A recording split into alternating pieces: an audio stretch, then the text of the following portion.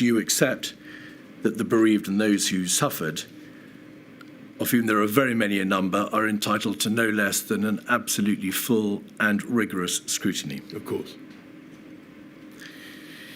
When you made that announcement, you also said that this process will place the state's actions under the microscope, and the government would be required to disclose all relevant information. In light of those words, could I just ask you, please, to confirm what your approach has been to the disclosure of your own COVID-related emails, WhatsApps, and notes? I've done my best to give everything of any conceivable relevance. Has that always been your position, Mr. Johnson? Yes. Could we have 265619, please, page 68? This is a WhatsApp between your former Permanent Secretary Number 10 and then latterly Cabinet Secretary and your principal private secretary, Simon Case, and respectively Martin Reynolds. And the Cabinet Secretary said the Prime Minister is mad if he doesn't think his WhatsApps will become public via the COVID inquiry. He was clearly not in the mood for that discussion tonight. That date, the 20th of December 2021, was just 5 days after you had in fact appointed Milady as the chair of this inquiry. Was there a debate at that time within government as to whether or not your WhatsApps should be disclosed? And if so, whether or not they would become public by virtue of their disclosure in this process? I don't remember that, the conversation to which the Cabinet Secretary is referring, and I've handed over all the relevant WhatsApps. The inquiry has indeed requested all the key COVID-related texts, WhatsApps, and so on from January 20 to February 22, and it must be made absolutely clear that throughout the course of the litigation in the summer and throughout these proceedings, you have made available, it would seem, everything in your possession. You made clear, I think, through your solicitors, however, that you had a phone which you used from May 2021, and you've made available the WhatsApps and the emails from that phone, therefore, between May 21 and February 22, the end of the period that the inquiry was requesting about.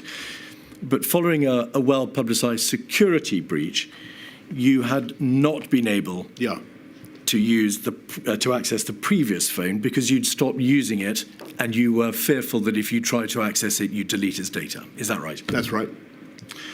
Were you able to get access ultimately to the contents of that first phone, the old phone? Yes, so we sent it off to some technical people and they activated it. Was there a time gap, as your solicitors have described it, on that phone, a period between the 30th of January 2020 and June 2020, during which time the WhatsApps have not been capable of being reinstalled and disclosed? That's right. Do you know why your phone was missing those 5,000 odd WhatsApps? I don't know the exact reason, but it looks as though it's something to do with the app going down and then coming up again, but somehow not automatically erasing all the things between that date when it went down and the moment when it was last backed up. So I can't give you the technical explanation, but that's the best I'm able to give. The technical report that your solicitors kindly provided demonstrates that there may have been a factory reset of the phone at the end of January 2020 and then an attempt to reinstall the contents later in June 2020. May I just ask you this? Was it you, if that was a factory reset that was done, was it you that tried to reset the phone or not? A factory reset? There is a device or a capability on the phone which allows its contents to be entirely reset. That wasn't you. I don't remember any such thing. All right. And during the course of the litigation this summer, between the inquiry and the Cabinet Office, did you, of course, make plain your stated wish that the WhatsApps which were the subject of that litigation should be disclosed, Yes. they being your own WhatsApps? All right. Can I, for the avoidance of doubt, make it absolutely clear I haven't removed any WhatsApps from my phone, and I've given you everything that I think you need.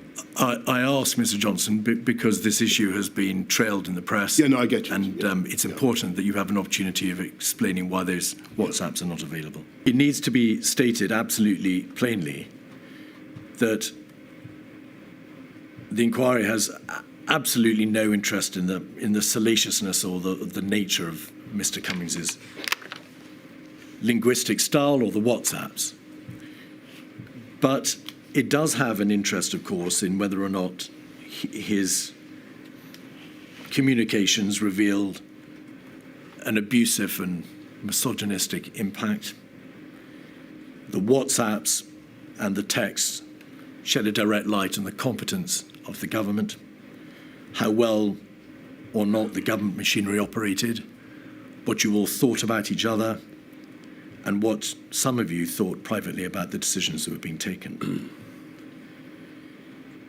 We're going to look in detail at them later, but it's fair to say that in the round that material paints Yes. a appalling picture, not all the time, but at times of incompetence and disarray. Can I comment on that? I think Please.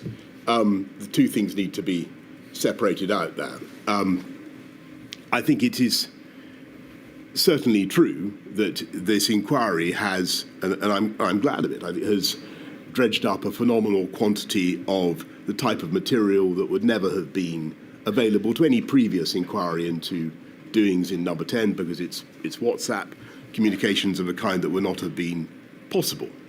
And that's a good thing, because you can get a texture of the feeling for the relationships and the human beings. I would make a couple of points. First of all, a lot of the language, the style that you refer to is completely unknown to me, or indeed to anybody else not on that group.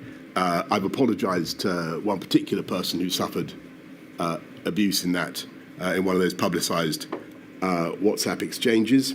But I would make a distinction between the type of language used and the decision-making processes of the government and what we got done.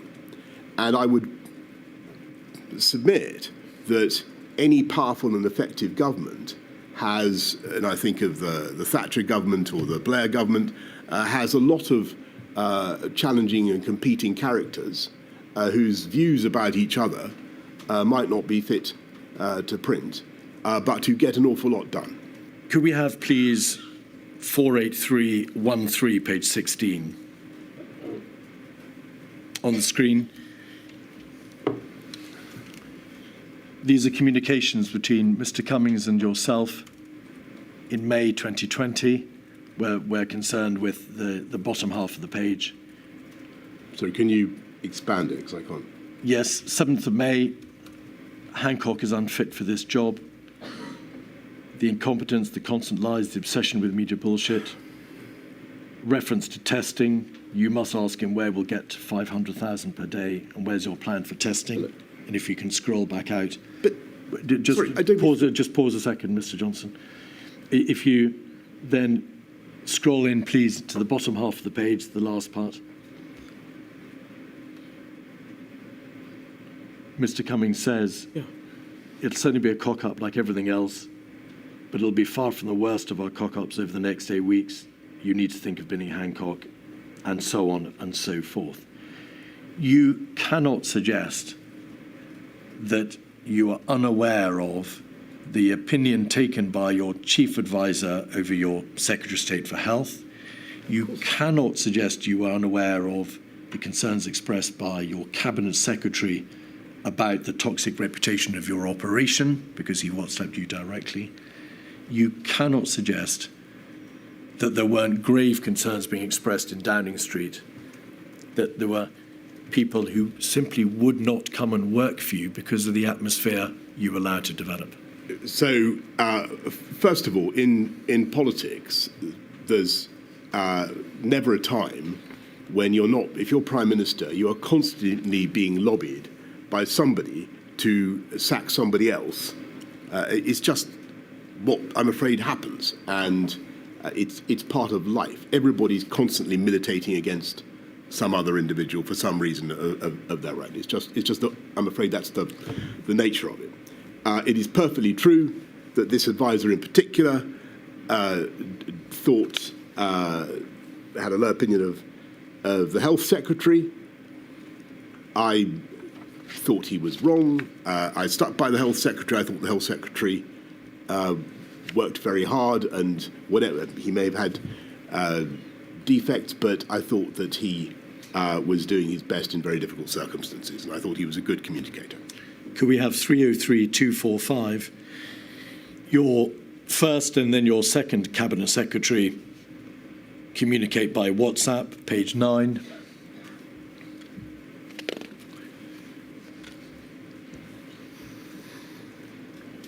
Mr. Case refers at the top of the page to how you have told Mr. Cummings outright to stop talking to the media in his presence. This place is just insane, zero discipline. And then in the bottom half of the page, these people are so madly self-defeating. It's hard to ask people to march. It should be to the sound of gunfire.